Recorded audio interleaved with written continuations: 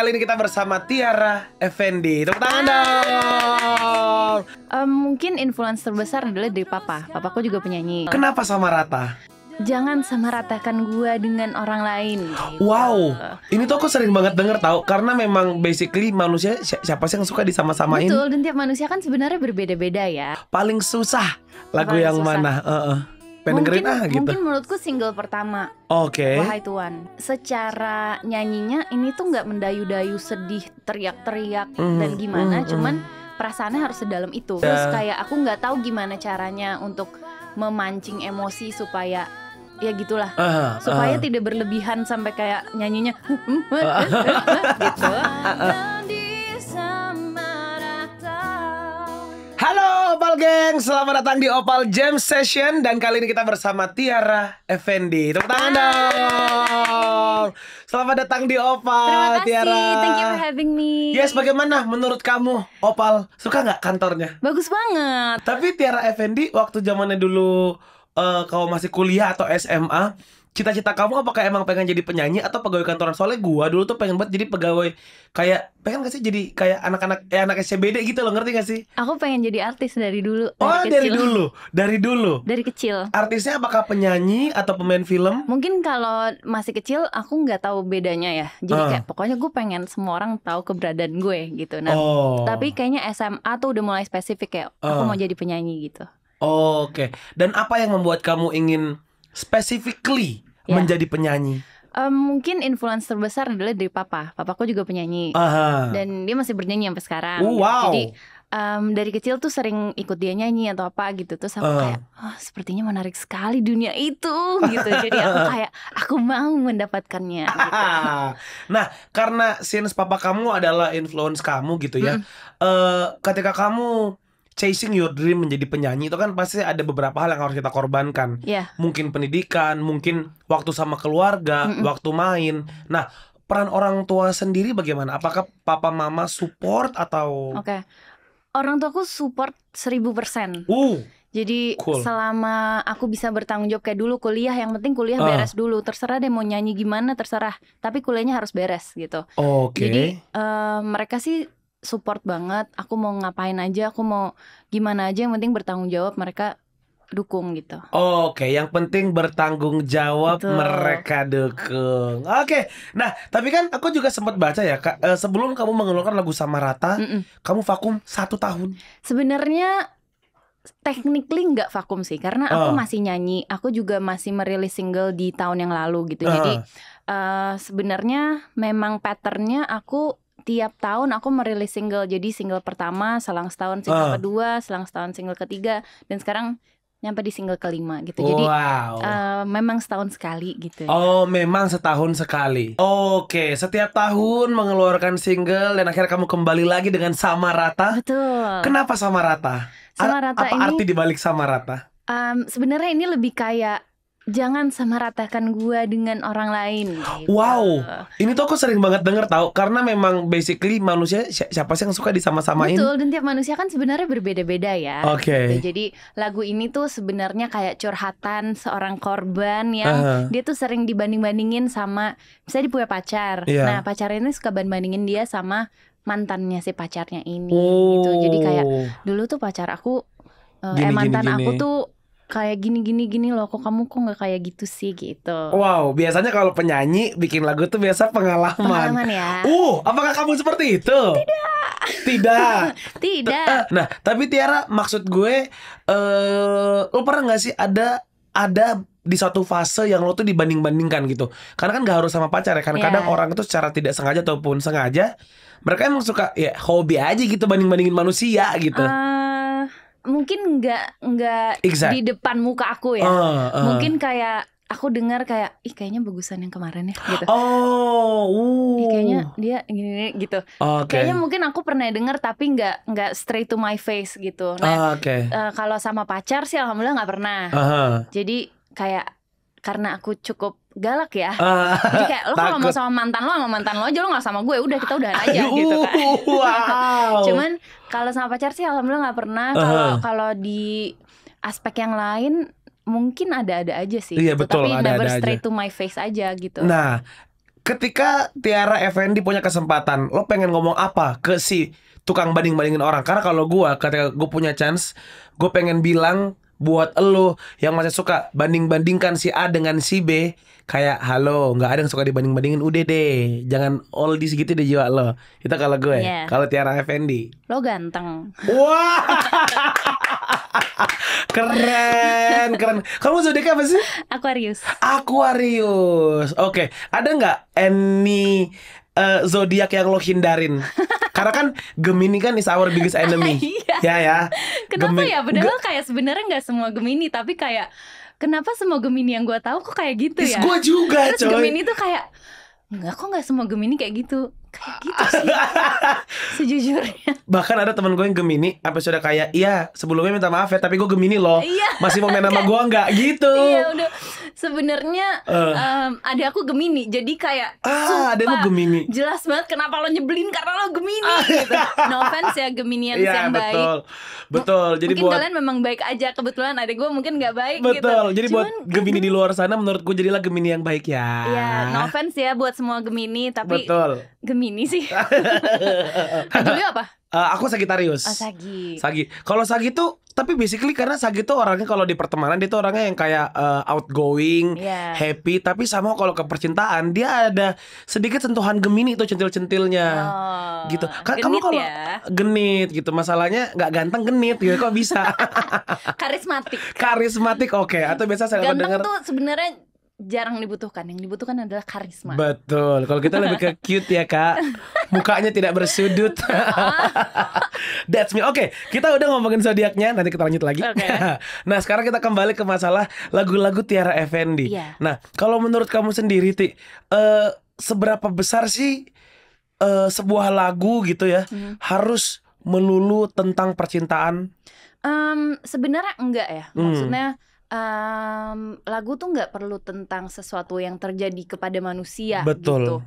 Cuman memang itu adalah sesuatu yang mudah dijual dan mudah relate ke banyak orang. Iya, gitu. Jadi mungkin kenapa banyak orang yang memilih untuk menggunakan topik percintaan ini menjadi topik yang besar karena itu gitu. Dan memang secara untuk bikinnya juga karena kita adalah manusia yang jatuh cinta gitu. Betul. Ya itu yang paling mudah diciptakan gitu. Nah kalau kamu sendiri inspirasi dari lagu-lagu kamu itu datangnya dari mana? Ada yang dari diri sendiri, ada yang dari lingkungan sekitar seperti alam. Wow. Iya deh. Bisa. Mungkin lebih kayak teman-teman cerita gitu. Itu sih paling aku sih lebih banyak menceritakan pengalaman pribadi. Dari single 1 sampai ke 4 tuh semua cerita aku sendiri. Semua tinggal cerita kamu sendiri. Yang single kelima ini sebenarnya ini kolaborasi antara aku dan Kak Pika Iskandar yang menciptakan lagunya. Kayak itu kita ngobrol kayak kita bikin gimana ya gitu.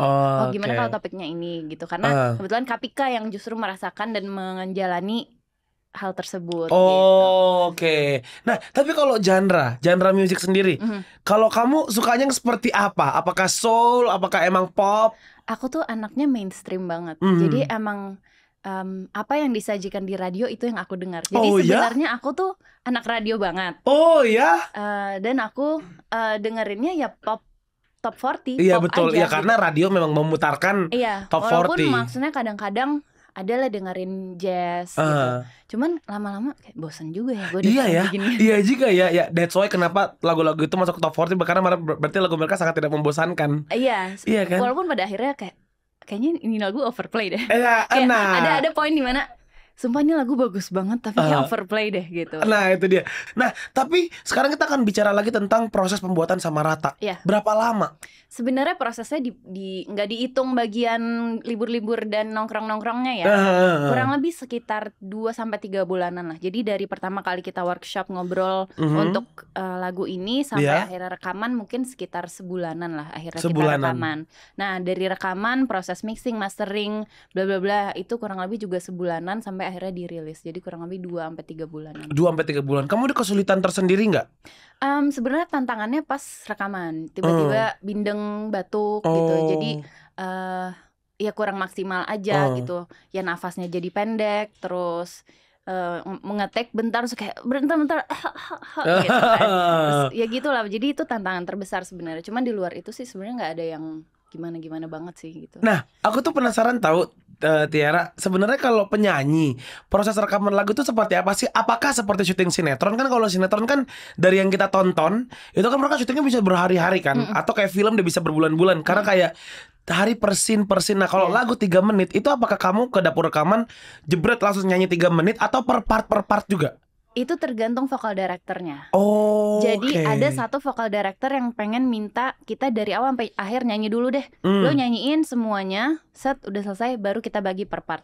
Intro bagian verse-nya misalnya sampai dapat gitu. Nah udah dapat baru move on ke ref gitu. Nanti dari ref ke bridge, dari bridge ke mana lagi sampai abis. Nanti udah abis kalau kita masih punya waktu kayak apa kita coba lagi ya verse-nya, kan udah panas nih, kita coba lagi deh ngambil bagian ininya yang tadi masih dirasa kurang gitu, kayak gitu sebenarnya. Tapi menurutku prosesnya nggak selama itu kok, kayak sebenarnya nge-take satu lagu tuh mungkin 3-6 jam. Astagfirullah, lama banget.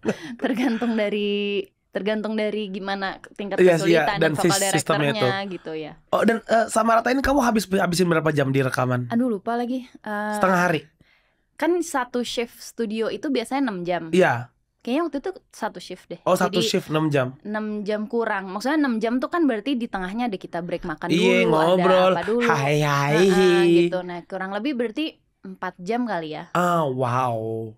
Itu lama banget loh, dari lagu yang 3 menit. Tapi iya sih, tapi ya ternyata proses pembuatannya seserius itu gitu. Serius, iya. Nah, kalau untuk diantara semua lagu kamu selama ini yang sudah kamu rilis gitu, paling susah lagu yang mana? Paling susah yang mana ya? Iya, jadi biar yang nonton juga pengen dengerin gitu. Mungkin menurutku single pertama. Wahai Tuhan. Jadi kenapa? Karena secara nyanyinya ini tuh nggak mendayu-dayu sedih teriak-teriak dan gimana, cuman perasaannya harus sedalam itu gitu. Jadi apa ya, mungkin waktu itu kesulitannya karena itu rekaman lagu pertama. Maksudnya itu pertama kali aku punya pengalaman untuk rekaman lagu. Jadi pasti dibilang paniknya juga ada, tegangnya juga ada. Terus kayak aku nggak tahu gimana caranya untuk memancing emosi supaya ya gitulah, supaya tidak berlebihan sampai kayak nyanyinya gitu. Tapi kayak gimana supaya ini tuh emosinya tetap dapat segitu, tapi lu jangan nangis gitu. Itu soalnya di ujung nangis ya. Iya, yang bahkan aku tuh gitu. Jadi emang itu kesulitannya mungkin menahan di mana titik emosi yang kayak lo masih bisa nyanyi tapi dalam banget nih perasaannya gitu. Itu susah sih. Itu lumayan. Nah, baru setelah single yang pertama kan single-single selanjutnya tuh aku kayak gue udah tahu nih ini tuh segini, ini caranya kayak gini gitu ya. Ya tantangan terbesar karena ini mungkin lagu pengalaman pertama kali aja gitu. Jadi sebenarnya bukan karena tingkat kesulitannya, tapi karena belum ada pengalaman aja mungkin ya. Dan again jam terbang emang luar biasa. Betul. By the way, di Opal Jam Session tadi suara kamu bagus banget. Emang kalau darah seninya udah di situ susah sih. Nah, tapi apakah kamu emang les vokal atau bisa? Karena penyanyi tuh kita suka bingung tahu. Ada yang emang suaranya bagus dari sananya. Ada yang memang dia ya suara gue kayak gini karena gue berlatih gitu. Nah, kalau kamu yang yang mana nih? Alhamdulillah aku kayaknya dari sananya ya. Jadi aku nggak pernah les musik. Jadi kekurangan aku adalah aku tidak tahu teknis bernyanyi yang benar. Cara ngambil nafas, kayak bernafas menggunakan diafragma. Waduh. Apa itu diafragma? Gitu, sama kayak aku tuh buta nada as in misalnya dari sini naik ke sini itu namanya apa aku nggak tahu gitu. Maksudnya jadi banyak hal-hal teknis yang secara istilah tertulis tuh aku nggak tahu gitu. Itu kekurangannya. Cuman secara nyanyi sih alhamdulillah aku emang ada di situ darahnya. Iya, betul. Jadi aku nggak pernah les. Kamu nggak pernah les? Nah, tapi papa kamu ngajarin? Enggak juga. Wow, karena dia nggak pernah les juga, jadi dia nggak tahu cara ngajarin orang. Jadi emang kita sama-sama autodidak yang kayak ya udah learning by doing aja, ngedengerin orang, nonton video-video orang nyanyi gitu, terus kayak ini dia gimana ya cara ngambilnya gitu. Ini bisa whistle voice nih, Kak Agnes nih gimana ya, Kak Agnes mau bisa mendapatkan note yang segitu. Jadi ya kita banyak YouTube. Kalau aku sih banyak nonton YouTube, banyak nonton video-video orang nyanyi gitu. Cuman kalau papa juga nggak pernah ngasih tahu dan nggak pernah ngajarin sih. Dia paling kayak kamu nafasnya agak pendek-pendek ya gitu. Oh, gitu-gitu agak tajam ya Pak. Cuman ya memang begitu gitu kali ya. Oh, oke. Nah, kalau penyanyi sendiri, kamu look up-nya ke siapa? Aduh, itu susah banget sih. Itu pertanyaan. Aku persempit berarti. Indonesia. Apa lebih susah lagi kalau Indonesia? Mau yang luar negeri? Susah. Jadi kayak oke. Dari dulu pertama kali Raisa keluar, aku kayak jadi kayak dia gitu. Kemarin nonton konser Raisa? Enggak. Wah, sayang sekali. Tapi aku ngelihat kayak video-video orang-orang di Instagram story-story kayak nih cewek gila. Nih betul. Orang nih she's making history, beneran making history gitu. Jadi kayak bener-bener. Secara panggungnya bagus banget, secara penampilan dia 3 jam loh. Betul. Non-stop gitu. Jadi secara kualitas bernyanyi, secara lagunya, secara semuanya kayak wah nih orang nih ya kalau dibilang siapa yang aku look up tuh ya mungkin Raisa. Nah seru nih, yuk kita challenge yuk. Oke, lagu Raisa yang paling kamu suka? Apa ya? Sudah lupakan. Aku lebih suka lagu-lagu galaunya. Lagu-lagu galaunya. Arti menunggu. Terus benar atau salah, nah nyanyiin dong. Tiada berarti, biarkanlah sekuat tenaga ku harus melepasmu. Semoga satu saat ya Effendi bisa berkolaborasi sama Raisa ya. Amin ya Allah. Raisa kan sering ke Opal juga. Coba kamu anggaplah kamera tengah itu atau kamera itu adalah Raisa. Kamu pengen ngomong apa? Itu tuh Raisa tuh, matanya Raisa tuh. Kayak ya, cek. Iya, asik. Kayaknya kamu hebat banget. Aku suka sekali sama kamu. Malu. Shout out buat Yaya ya. Oke, nah itu kan kalau perempuan. Ada gak sih musisi laki-laki yang menurut kamu juga ini juga edan lagi nih suaranya? Di Indonesia? Bebas. Kalau Indonesia yang lagi banyak aku kepikiran mungkin Barsena Bestandi. Barsena. Terakhir dia low key tapi kayak gila, dia bikin lagu bagus banget. Iya benar. Dia juga ngedirect vokal enak.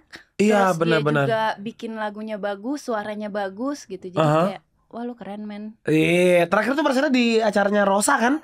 Karena dia ada satu lagu yang sama Rosa. Oh, ada satu lagu yang sama Rosa. Itu manis banget lagunya. Dan dia yang nulis kan. Aduh, aku dengerin kayak sumpah nih manis banget lagu. Nah, dan ini juga yang ini terakhir sebelum kita menyudahi jam session ini. Ya, udahan sih. Nggak apa-apa. Wow, udah 3 hari ya belum. Nah, apa harapan seorang Tiara Effendi gitu untuk karir kamu di dunia musik tahun ini? Karena aku sudah lumayan tertinggal kurang lebih 2 tahun ya. Maksudnya aku kehilangan waktu 2 tahun. Aku pengen tahun ini tuh digas banget gitu. Betul. Jadi kayak either single. Pengennya sih di akhir tahun ada EP atau album. Amin. Pengen banget juga konser-konser. Pengen banget dilibatkan di dalam festival-festival besar. Amin. Terus pengen banget ada showcase sendiri di Jakarta. Karena di Bandung udah pernah. Nah aku pengen banget di Jakarta. Dan orang tuh pengen datang buat nonton aku gitu. Gitu pengennya di tahun ini sih itu ya. Amin. Nah tepuk tangan dong buat Tiara Effendi teman-teman. Kalau misalkan kita pengen tahu jadwal kamu, schedule kamu, sosial media kamu bisa kemana Tiara? Instagram aku di Tiara Effendi. Iya. YouTube-nya juga Tiara Effendi. Buat yang mau lihat video klipnya Samarata bisa dilihat di YouTube-nya Loop Music, LOOP Music. Oke. Udah sih itu aja. Oke. Tepuk tangan buat Tiara Effendi. Dan juga buat Opal Gengs, jangan lupa nonton terus Opal Jam Session dan juga konten-konten Opal yang lain. Nah, dan juga Opal Gengs jangan lupa di follow semua sosial media kita. Ada Instagram, TikTok, YouTube, Facebook di Opal_ID. Oke, gue Julio dan Tiara Effendi. Kita pamit undur diri ya. Dadah. Dadah. Siu. Opal Jam Session.